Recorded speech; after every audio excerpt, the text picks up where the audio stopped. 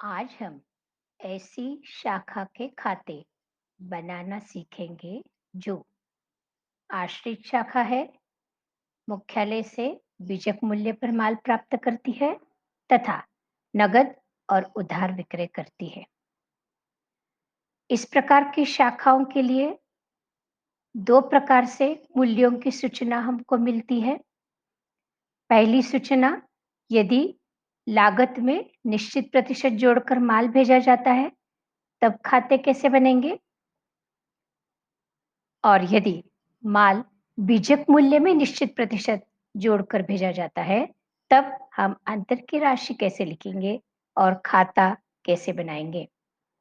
इसमें से आज हमारा उद्देश्य है कि जब दर बीजक मूल्य पर निश्चित प्रतिशत जोड़कर दी है, तो हम अंतर की राशि कैसे ज्ञात करेंगे?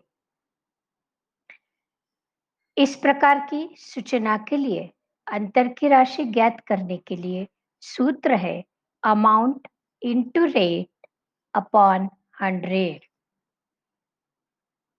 ठीक है ना? सूत्र है आपका, जिस राशि पर अपने को अंतर की राशि ज्ञात करना है, उस राशि को दर अपॉन 100 करेंगे तो हमें अंतर की राशि प्राप्त हो जाएगी।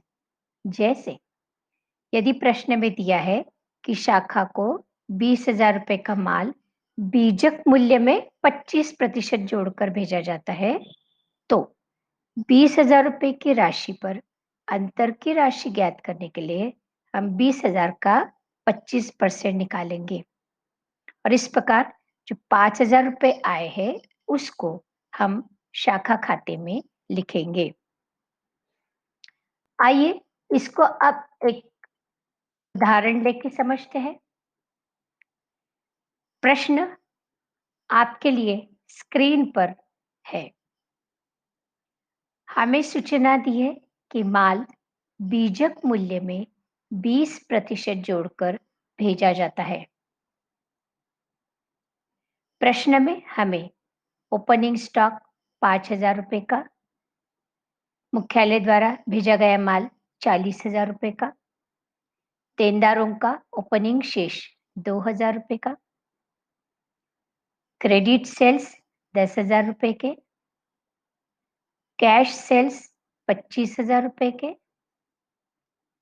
कैश रिसीव्ड फ्रॉम डेटर्स 10,000 रुपए की, मुख्यालय को वापस किया गया माल 2,000 रुपए का, रेंट 1,500, वेजेस 1,800, सन्ड्री एक्सपेंसेस 1,000 तथा क्लोजिंग स्टॉक 6,000 रुपए का दिया हुआ है।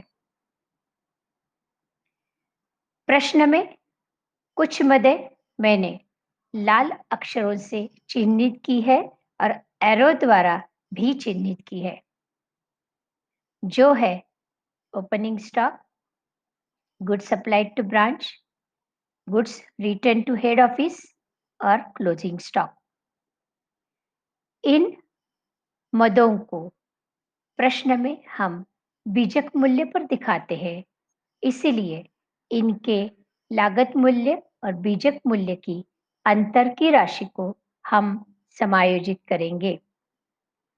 इसलिए पहले अंतर की राशि कैसे निकालना है, यह जानने के पहले हम देखेंगे देनदारों का खाता कैसे बनाया जाता है। यह हम पिछले सम में भी बनाना सीख चुके थे। प्रश्नानुसार हमको देनदारों का ओपनिंग बैलेंस 2,000 रुपए का दिया है, क्रेडिट सेल्स 10,000 रुपए के दिए हैं और कैश रिसीव्ड फ्रॉम डेटर्स 10,000 रुपए की दी है। इन तीनों को खाते में लिखने के बाद में हमारे पास में जो 2,000 रुपए क्लोजिंग बैलेंस डेटर्स का आया है, वो बैलेंसिंग फिगर के रूप में आया है। मैं फिर से एक बार सवाल आपको दिखाती हूँ। देखो, अंडरलाइन की हुई मदें हमने खाते में लिखी है। ओपनिंग बैलेंस ऑफ डेटर से, क्रेडिट सेल से और कैश रिसीव्ड फ्रॉम डेटर से। इन तीनों को खाते में लिखने के उपरांत हमको क्लोजिंग बैलेंस ऑफ डेटर मिला है। ठीक है? अब हम देखते हैं अंतर की राशि कैसे ज्ञात करना। अंतर की राशि के लिए हमारे पास में ओपनिंग स्टॉक है 5,000 का हमको दिया है, बीजक मूल्य पर 20% जोड़कर माल भेजा जाता है, इसलिए 5,000 का 20% हमने निकाला, 1,000। ओपनिंग स्टॉक को हम शाखा खाते में बीजक मूल्य पर डेबिट साइड में दिखाते हैं, इसलिए इसके अंतर की राशि को हम क्रेडिट साइड में लिखेंगे।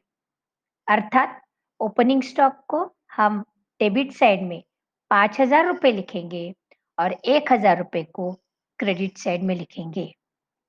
उसी प्रकार गुड सप्लाइड डेबिट में 40,000 लिखेंगे और उसका 20% 8,000 शाखा खाते में क्रेडिट साइड में दिखाएंगे। मुख्यालय को वापस किया गया माल 2,000 का है, उसका 20% शाखा खाते में डेबिट साइड में लिखाएगा। क्यों? क्योंकि goods return to head office हम शाखा खाते में क्रेडिट साइड में लिखते हैं, इसलिए इसके अंतर की राशि को हम डेबिट साइड में लिखेंगे। क्लोजिंग स्टॉक भी हम शाखा खाते में क्रेडिट साइड में लिखते हैं। प्रश्न में हमको क्लोजिंग स्टॉक 6,000 का दिया है, उसका 20% 1,200 हम शाखा खाते में डेबिट साइड में लिखेंगे। इस प्रकार वर्किंग नोट्स में हमने opening stock, goods supplied by head office, goods return to head office और क्लोजिंग स्टॉक के अंतर की राशि को ज्ञात कर लिया है। अब इन्हें हम शाखा खाते में इस प्रकार लिखेंगे। आपके सामने स्क्रीन पर पूरा शाखा खाता बनाया हुआ है। देखिए, ओपनिंग स्टॉक को बीजक मूल्य पर 5,000 में डेबिट में लिखा है। ओपनिंग डेटर्स 2,000 डेबिट में लिखे हैं। गुड्स सप्लाइड 40,000 डेबिट में लिखे हैं। रेंट के 1,500, वेजेस के 1,800 और सन्ड्री एक्सपेंसेस के 1,000 हमने डेबिट में लिखे हैं। स्क्रीन पर 2 मदें डेबिट साइड में आपको चिन्हित की हुई नजर आ रही है। आप समझ गए होंगे ये 400 रुपए और 1,200 रुपए कहाँ से आए। अभी अभी वर्किंग नोट्स में हमने कैलकुलेट किया था। मुख्यालय को जो माल वापस किया है 2,000 का, उसका 20% 400 हमने to good supplied account debit side में लिखा है। उसी प्रकार क्लोजिंग स्टॉक जो है हमारे पास में 6,000 का, उसका 20% हमने टू स्टॉक रिजर्व डेबिट में 1,200 लिखा है। क्रेडिट साइड में आइए, कैश सेल्स 25,000 प्रश्नानुसार लिख दिए। कैश रिसीव्ड फ्रॉम डेटर्स प्रश्नानुसार लिख दी 10,000 की। मुख्यालय को वापस किया गया माल 2,000 का लिख दिया। फिर 2 मदें लाल अक्षरों से चिन्हित आपको दिख रही है। एक मुख्यालय द्वारा भेजे गए माल के बीजक मूल्य और लागत मूल्य के अंतर की राशि के लिए है। मुख्यालय ने 40,000 का माल हमको भेजा था। 40,000 का 20% हमने वर्किंग नोट्स में कैलकुलेट करके रखा है, 8,000। उसको यहाँ लिखेंगे और ओपनिंग स्टॉक जो 5,000 का है, उसका 20% 1,000 या क्रेडिट में हम लिखेंगे। फिर क्लोजिंग स्टॉक बीजक मूल्य पर प्रश्नानुसार 6,000 का लिख देंगे। क्लोजिंग डेटर्स हमने ज्ञात की है देनदारों के खाते से 2,000 के, उनको लिख दिए। इन सभी को खाते में लिखने के बाद हमारे शाखा खाते में डेबिट साइड में 1,100 का अंतर है, जो शाखा द्वारा अर्जित लाभ की स्थिति को दर्शाता है।